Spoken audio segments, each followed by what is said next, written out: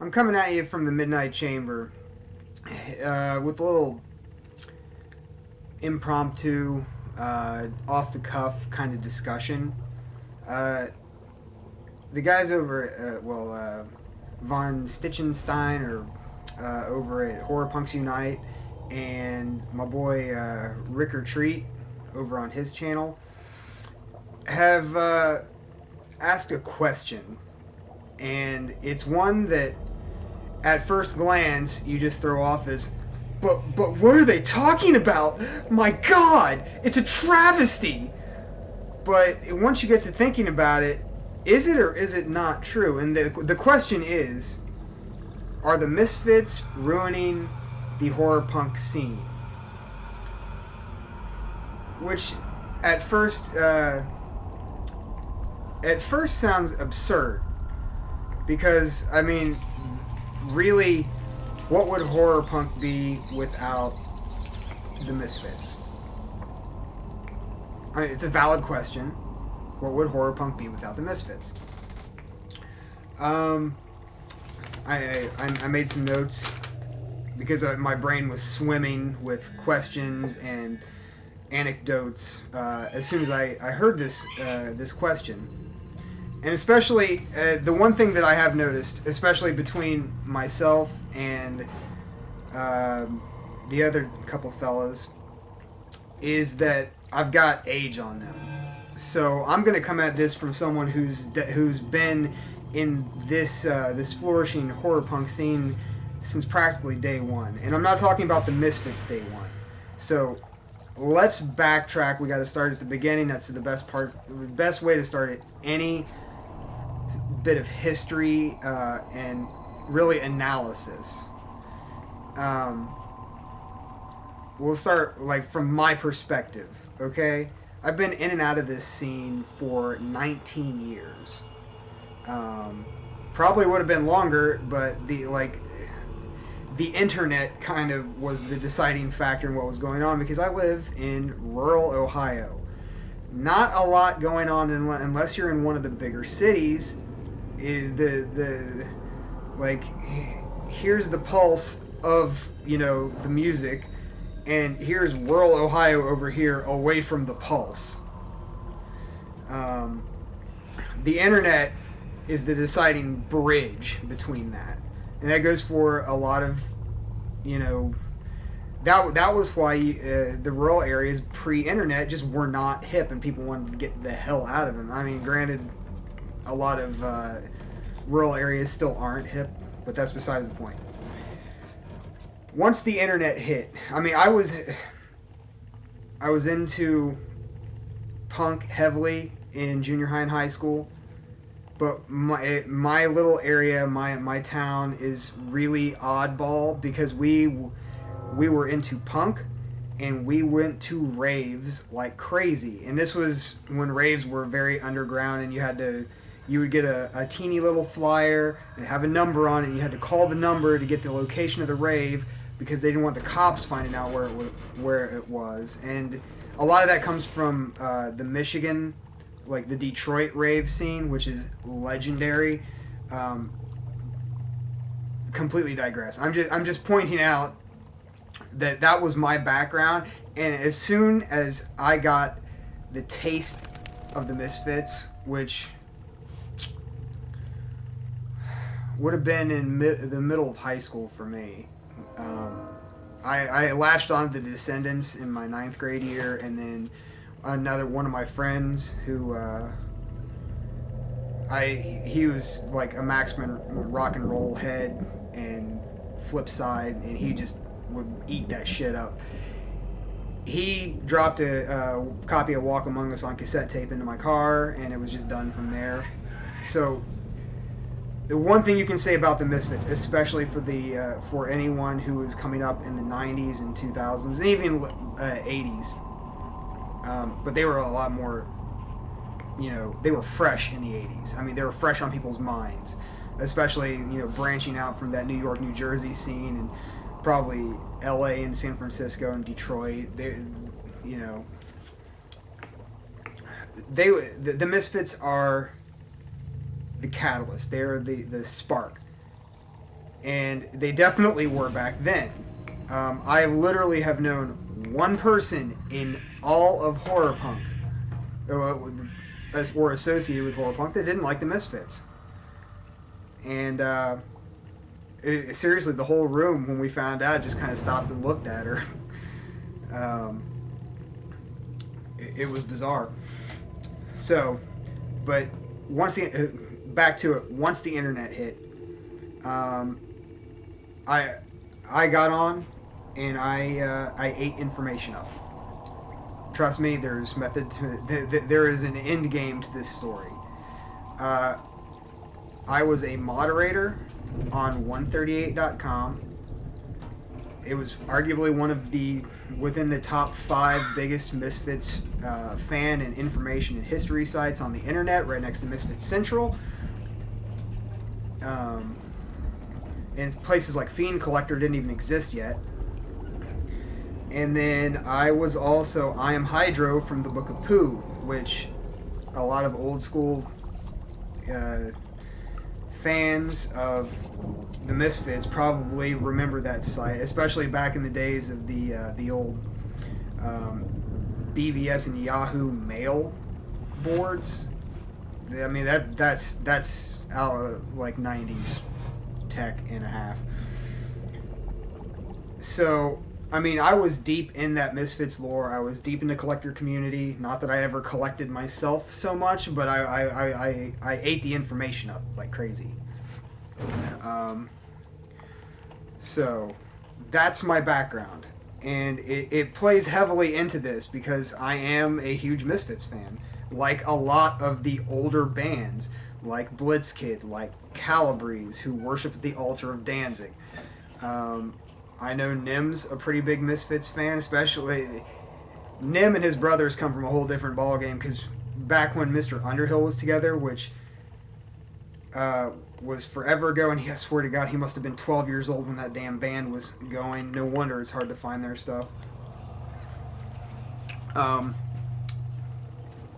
But, I mean, Erie Lane, American Plague,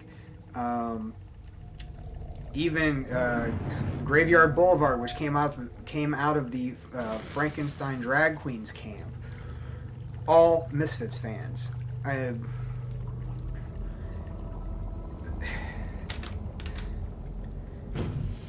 Yeah. So that early 2000s scene, it was really hard to separate the Misfits fans from like everything else. And it's a complicated answer. That's why it sounds like I'm rambling, because you have to lay the groundwork to answer something like this. Let me tell you my answer, and then I will expand on that for the next few minutes. But I think I came down to the conclusion that musically, the Misfits are not ruining the scene. Musically, they are not. Commercially, okay, hang on.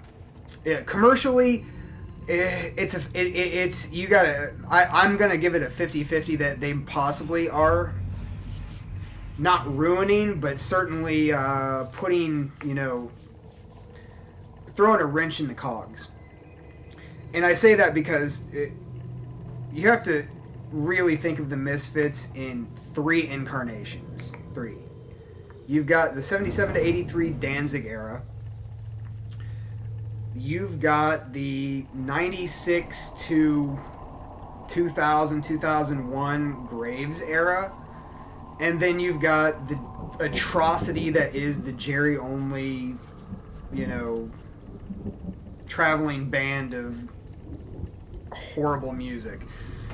I mean, that like once Graves left the band and nothing came together and Doyle left, that should have ended. And that incarnation from 01 till essentially Danzig and Jerry's lawyers dead ended everything and got the reunion stuff together. That's what is damaging the scene, because they took what was a legendary legacy and shat upon it, and not only that, took a subpar show to promoters and quasi fans across the globe, and essentially made put it in the minds of every promoter ever that horror inspired bands were just shitty, like this Jerry only abortion that was walking around. You see what I mean?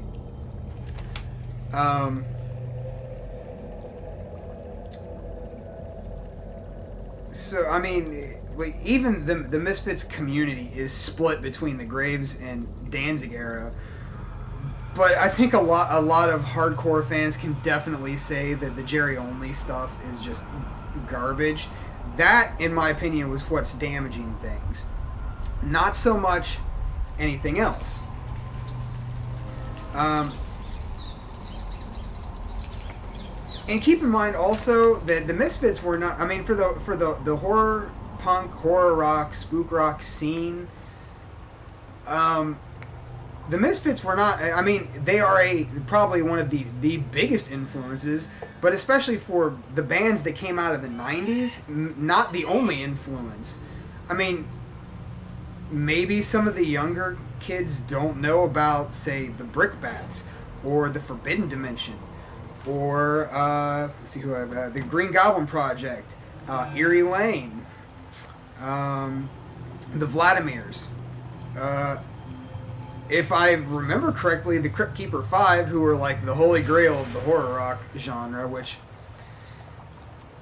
if you don't know the Crypt Keeper 5, go check out the Crypt Keeper 5 right now. Because if you're watching this and you don't know who the Crypt Keeper 5 are, well, get schooled.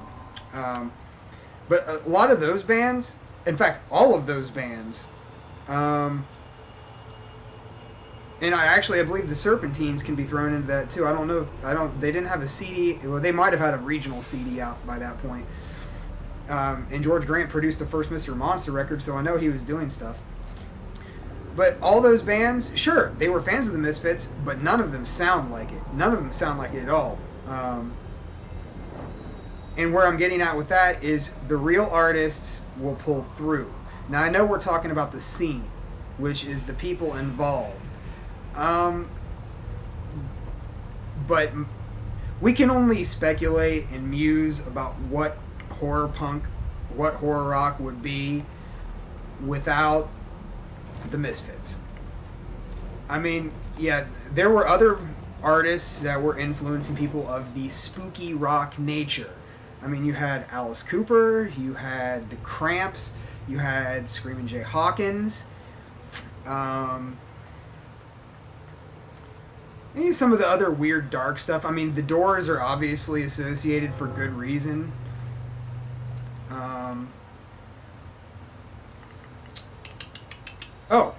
The Damned.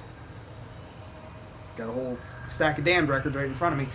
And TSOL, for that matter. TSOL, they're arguably one of the first bands next to 45 Grave to start death rock. Maybe not the only ones, but they were definitely at that spearhead. I mean, the whole thing was gonna happen. The Misfits just brought on that campiness that we know and love so much. So when we're talking about the actual scene, scenes are created with the bands associated at the moment. So, no, I mean, currently, yes, I think the Misfits are hurting the scene on an economic level. Maybe actually, with the reunion, might be helping us as a whole. I know we're kind of in we've been in a slump the last few years, especially after Fiend Force closed its doors, and Merch Monster closed up, and there's less places to readily get the albums, T-shirts, like all that merch is kind of hard to get a hold of now. But that early 2000s scene, I mean, the scene itself, that came out of the Jersey scene, the West Virginia, Cincinnati scene, and then the Arizona and California scenes, and then subsequently the German scene. That's where the scene came out of. It came out with the people, the enthusiasts that were listening to the music at the time. Yeah, we were Misfits fans, are Misfits fans, but the band was not actively hurting the scene because they were not in the scene. It would be a whole different story if, say, Jerry Only was, readily playing shows with, Zombina and the Skeletons and Blitzkid and Calabrese and just all the Vladimirs and all these bands and all of these bands did play with the Misfits. I know Blitzkid played a show with the Jerry Only Experience. The Jackalopes did. I'm pretty sure the Vladimirs did. A lot of these bands did opening slots, but Jerry Only had a really bad habit of, if the opening band showed up, the Misfits, they never got to play with them again. Which was like every band in the damn scene did, because Jerry Only's complete clusterfuck of a band just always got steamrolled by every band that opened for him. That's why you had bands like Orange opening for them. Fucking horrible. Ugh. And yes, okay, the early 2000s scene, I don't want to drag this out too long, but that early 2000s scene really set the groundwork for what is today. And the real artists, the true artists who just were going to create what they were going to create, came out of that. And that's the one thing you have to remember. No matter the scene, no matter the bands in it, the real artists float to the top with kick-ass tunes. Every single fucking time. Now, monetarily, that's what we're talking about here. I mean, in the end, musically, the scene is strong. There are really good original bands out there, and you're always going to have your bands that try to rip off previous. We are now getting bands that are ripping off the Blitzkid sound. We're getting bands that are ripping off the CK5 sound, etc., etc. You're gonna get that. You're gonna get the imitators who can't see past, and they might be very good at imitating that sound, but you're always gonna get that. And there are bands like Zombeast who straight up rip off that Danzig sound. And I know the Arizona scene absolutely adores Zombeast. I'm not one of them, because the lead singer tries way too hard to sound like Glenn. I mean, he's fairly solid at it, but it's not what I am looking for in a band. I want that band, I want my music to sound like, I want it to sound like the artist, because the music is a snapshot of your soul. I don't want to see you try to emulate. I don't want you to see you emulate someone else's soul. Give me some of yours. Just lay it right out there. Oh, what do we got here?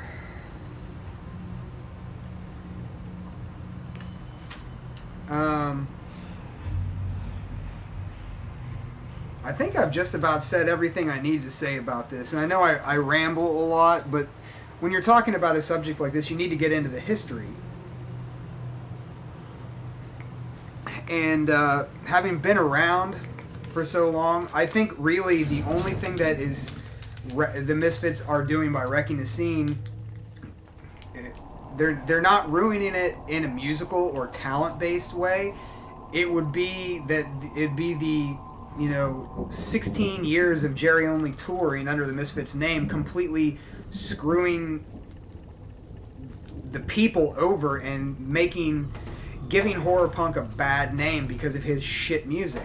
Thankfully, we had Calabrese and Blitzkid and The Other and the Crimson Ghosts over in Europe, and a few other bands that were giving good names for it, but it seems like no one ever takes horror punk serious. And I don't know why. Occasionally somebody will rip their way out of the underground and make, do well. White Zombie did it. Wednesday 13 with the Murder Dolls had a couple of seconds there where they were kicking some ass. Yeah, I really think the only thing the Misfits ruined